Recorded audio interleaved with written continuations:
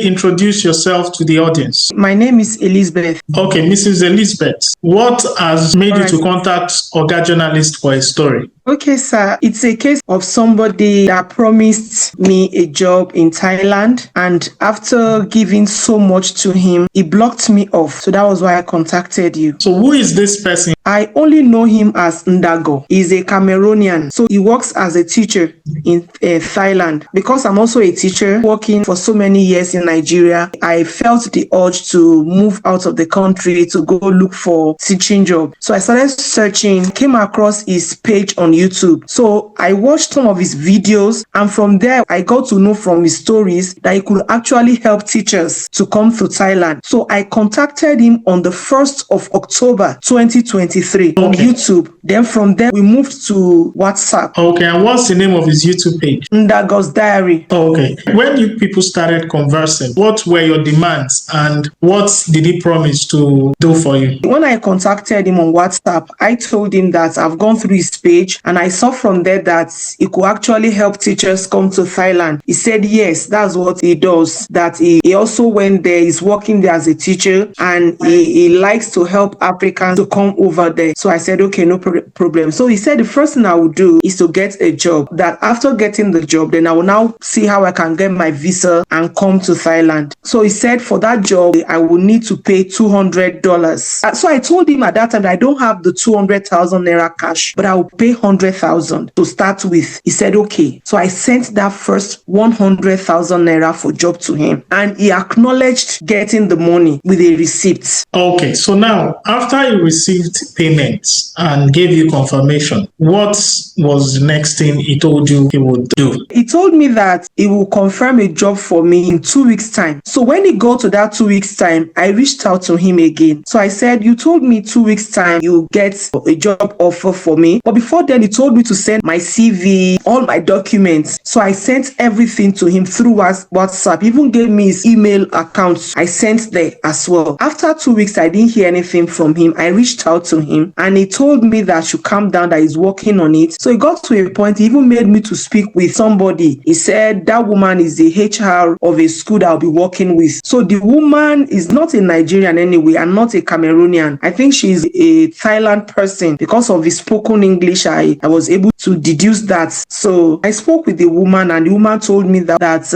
everything is set. Once I land in Thailand, I will come for the interview and I will have my job. So it was after that he started telling me that I need to start working on my visa. And he explained to me that I can only come over through visitor's visa because there are so many people that they come into Thailand, look for jobs. So most of the recruiters don't interview from outside. So I have to come in through visitor's visa, which I said, okay, no problem. So that was when he told me that I have to get a NDLEA, then I will pay 500,000 naira for the visa application. So I went to the NDLEA office. I went through a rigorous process to actually get my NDLEA done. Before one can enter Thailand, you need to have your NDLEA certificate. That's one of the requirements for Nigerians for your visa application. Okay, so the 2 weeks he gave to deliver on the job, was he able to deliver? No, sir, he did not deliver. When I started troubling him, he now said, but I've spoken with the recruiter. The recruiter has told me that I have to be in Thailand, I have to come over. So I should just calm down and get my visa so that I can come over. That once I come over, job is already available for me. My mind was calm because I felt I've spoken with the recruiter and that part is settled. Okay, so now take us through the process of the whole application and what transpired after you paid the 500,000 naira. So after getting my NDLEA, I got it first week of December 2023. So when he got to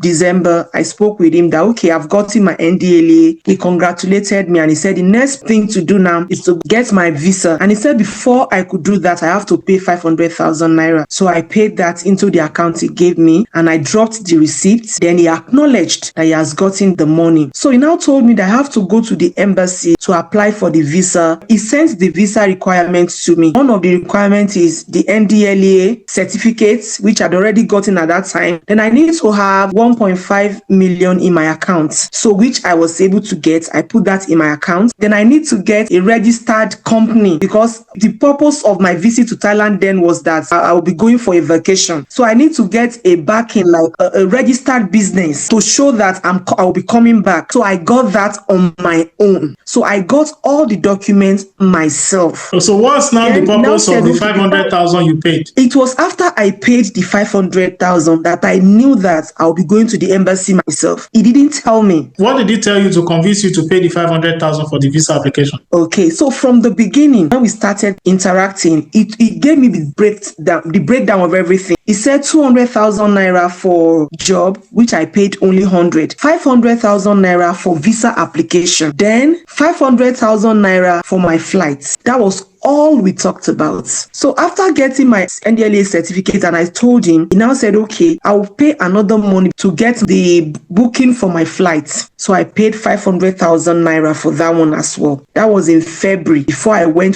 to the embassy. So it got to a point, I felt that the man is now extorting money from me. So I went online. I saw that I can book a dummy flight in case the visa doesn't pull through. So I reached out to him. I said, okay, I've searched online and I've gotten to know that I can book a dummy flight. He said, that's not how he does his own thing. He's an agent. I should just give him the money, let him do everything for me. And at that point in time, I was like, I've been giving this man money. Then 600,000 was already with him. So I had to look for that 500,000 and gave him, because of the way he was talking, that he's an agent. He knows how he does his own thing. So I also went online to search for flights, because I was like, traveling from Nigeria to Thailand, 500,000. I don't think it's possible. When I went online, I saw the flights. It was more than 500,000. I reached out to him. Looking at this, flight is way above 500,000. He said, okay, he knows how he does it. Even if it is more than that, it will help me. When I come over and I work, I will refund him. That was what he said. Now, before I went to the embassy, I also went online to check the embassy procedure. So I got to know that before you can go to the embassy, you have to apply online. So I reached out to him. I asked him if he has applied online. He said, no, he has been doing it. I don't need to apply online. I just need to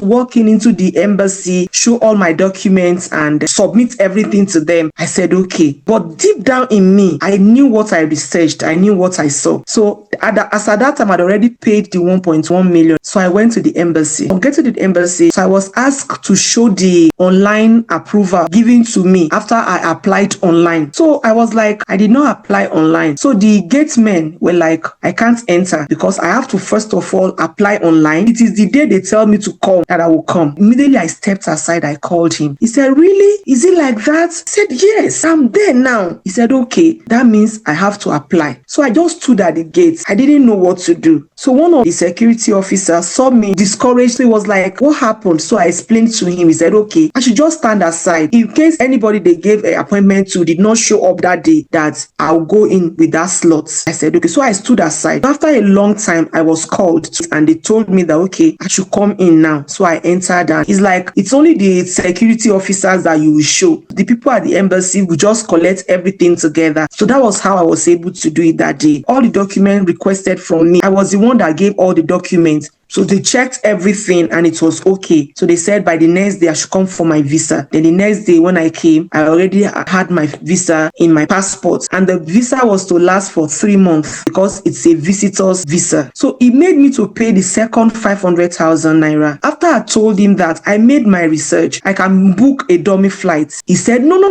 I should just pay everything he asked me to pay. Only for this man to now book a dummy flight for me. So immediately I saw it. I said, this is a dummy flights. I reached out to him. You insisted that you don't do dummy tickets. You collected money from me and you are still giving me a dummy ticket. He said, the money I paid it won't be enough for the flight. So that was why he did a dummy ticket. That before that time, if I have anything or he will be able to raise money and even help me. I said, okay. So I paid 1.1 million as at that time without using any for me from the money. Even the visa application, I paid myself. All right. How much? Then it was 20-something thousand. So now you did the whole process yourself. You got the visa. Yes. I believe you got back to him. So when you got back to him about getting your visa, did you bother to tell him that it was as a result of your own personal effort that you were able to get the visa, not his own intervention, and that you paid him 500,000 naira and you could not see the result of the money you paid. At a point, we had heated arguments, and he said, all the information he's giving me, is that not the assistance he's giving to me? At a point, and I told him, I said, if I had known that I can do all of these things on my own, I wouldn't have even reached out to you. He said, all the ideas he's giving me, is it not the one that sent all the documents I'll be needing to me? Okay, so now you already got the visa and you are supposed to fly to that country, and you've paid 500,000 naira that he demanded for your flight ticket. So what happened now? Were you able to travel? I wasn't able to travel. I didn't go. My visa expired without me leaving Nigeria. I just want to, first of all, thank God, because it's not something small that really happened. So lately, I got my visa in February 9th or so, 2024, last year. I reached out to him that I've gotten the visa. He congratulated me. I was now saying, how do we now book my flights? So he said I should calm down, that if I enter now, that was February ending, and that they are on break. School will be on break. And I shouldn't forget that I only have 3 months on my visa. Before I fly out, then I'll change it to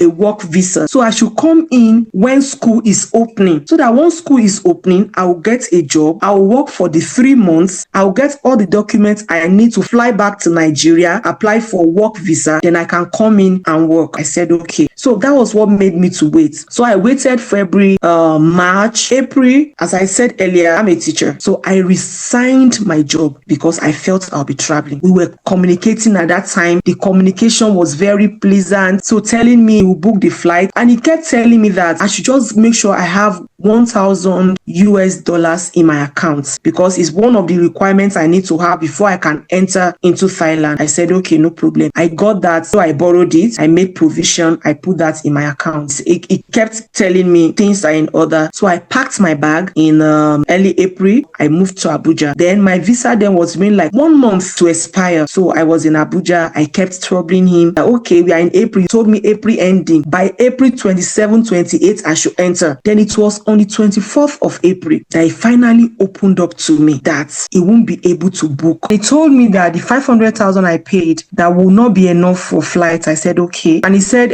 I even knew from the beginning I should go and raise another 500,000 naira. So I had to go raise another 500,000 naira. And honestly, what I did was, I'm still regretting that I did that, because I was warned against it. I had to sell my car. That was after my visa, after I've paid the second 500,000, because it was like, I've gotten my visa now, I should pay the money. So I had to onshore my car. I just sold it at a giveaway price, and I gave him the second 500,000. The third one, making 1.6 million, I gave to him for flights. So thinking that he will book my flights. Everything I had on me then was just that 1,000 USD. I resigned my job. I went to Abuja. I stayed for like 1 week in Abuja. Even within that 1 week, I kept talking to him that I'm now in Abuja, ready to take off. He said, okay, he's working on it. Then the day he broke the news to me was, I can't forget, 24th of April. I was even sleeping. Whenever we want to speak majorly, it's usually in the night. So I was even sleeping. That was around 11 something. I just got a notification, by WhatsApp message, and then I was expectant, because he told me within that day, the 23rd, 24th, 25th, my flights will get to me. Immediately I got the notification, I quickly opened my phone. The next thing I heard from him was the message that me have entered Thailand. I didn't let him know. I said, is this person okay? After collecting 1 million for flights, how will I fly to Thailand? Immediately I replied him, now what are you telling me? Have you sent the flight ticket to me? How will I get to Thailand? He now said, for him to be sure, I should snap my passport. Immediately I got up, I reached for my passport, I snapped it. At least if I enter, there will be stamp on it. He now said, okay, he was just joking. I said, what kind of joke is that? Okay, what happened to my flight